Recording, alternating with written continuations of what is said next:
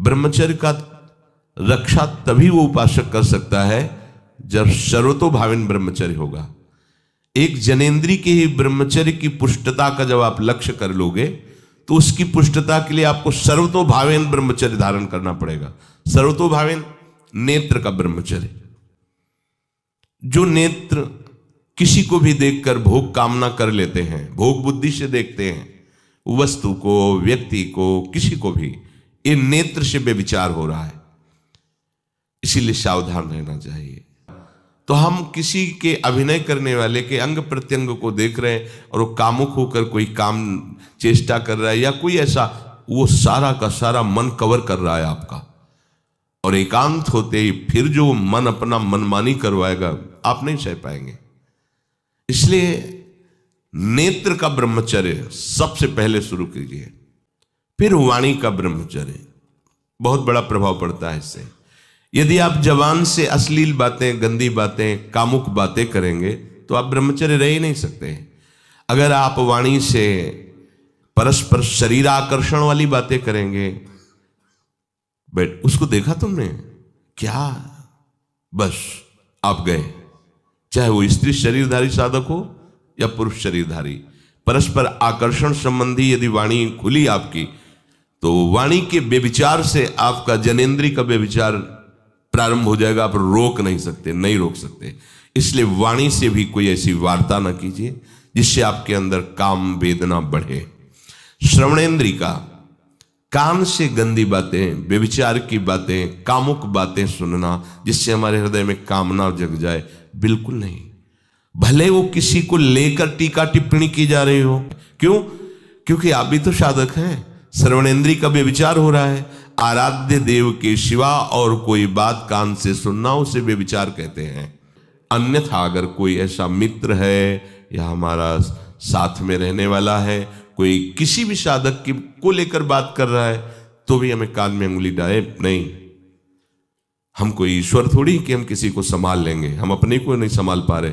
हमारे सामने किसी की बात मत करो, ऐसी करना है तो प्रभु की चर्चा करो, अन्यथा मत करो।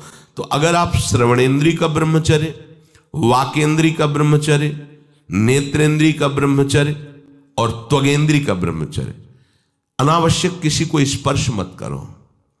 परस्पर विरोधी शरीर को तो भूल कर मत करो। विरोधी शरीर जैसे हमारा पुरुष शरीर है, सामने स्त्री शरीर है, तो किसी भी तरह से सेवा के लिए संकेत करना या किसी भी सेवा के लेन देन में बचाव पक्ष में रहो। यहां रख दीजिए सामान, फिर आप उठा लीजिए। सीधे हाथ में सामान लेना नहीं। परस्पर विरोधी भाव वाले शरीरों का स्पर्श बिल्कुल निषेध है, किसी भी कारण से न किया जाए। यदि आप इसमें चूक कर गए तो धीरे धीरे आप फिसल के वहीं खड़े हो जाएंगे जहां से चढ़ना मुश्किल है। एक एक इंद्री का जब आप ब्रह्मचर्य संयम करोगे तब आपका वीर संयम होगा। ध्यान रखना, आप नेत्रेंद्री से गंदे चित्र देखें, श्रवणेंद्री से गंदी बातें सुने, वाणी से गंदी बातें बोलें, रसेंद्री से गंदा भोजन करें और सोचे ब्रह्मचर्य रह जाएंगे, तो बिल्कुल नहीं, कदापि नहीं। ब्रह्मचर्य कोई खिलवाड़ नहीं है। जो ये तो हुआ इंद्रियों का, फिर आता है अंतःकरण का ब्रह्मचर्य। हमारा मन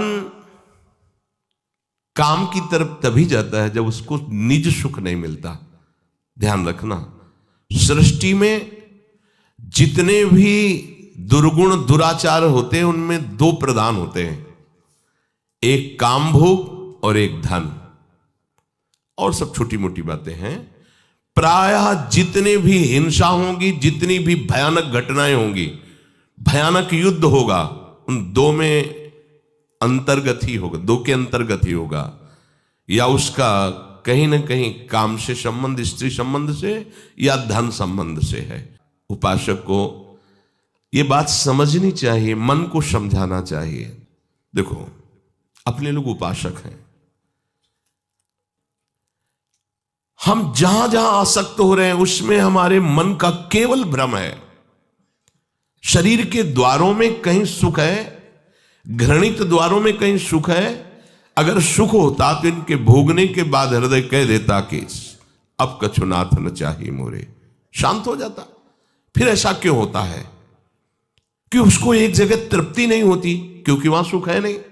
फिर सोचता है शायद उसमें हो, उसमें हो, उसमें हो। पूरे के पूरे युग के युग व्यतीत हो गए, कल्प के कल्प व्यतीत हो गए भोगते हुए, क्या सुख मिला? क्या?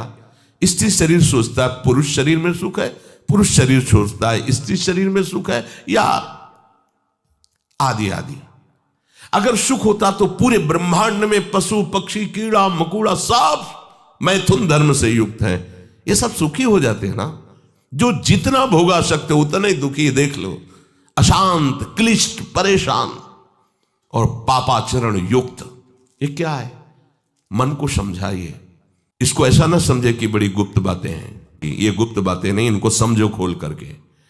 यदि आप किसी भी तरह से हस्तमैथुन आदि के द्वारा, गंदे दृश्य देख करके, गंदी क्रियाओं के द्वारा आप अपना नाश करते रहेंगे, तो ना आप इस लोक में सुखी रहेंगे ना परलोक में। मान लीजिएगा, ये बातें ना तो कही जाती हैं और ना सुनी जाती हैं और ना समझी जाती हैं। हर देश से महान भारत देश को क्यों कहा गया? कोई भी किसी भी देश का धर्म गुरु हो हमारे देश में आएगा और हमारी ऋषियों के सूत्रों से ही अपने धर्म को पुष्ट करेगा। सांप का मूल जड़ भारत धर्म का है। कहीं भी हो, कहीं भी देख लो, चाहे जिस देश का नाम लो, कहीं ना कहीं किसी भारत के ब्रह्म ऋषि की छाप लेकर के डोल रहा है। भारत भोग प्रधान देश नहीं है, भारत धर्म प्रधान देश है। यहां धर्म गुरुओं के द्वारा धर्म स्थापना करके चलाया जाता है।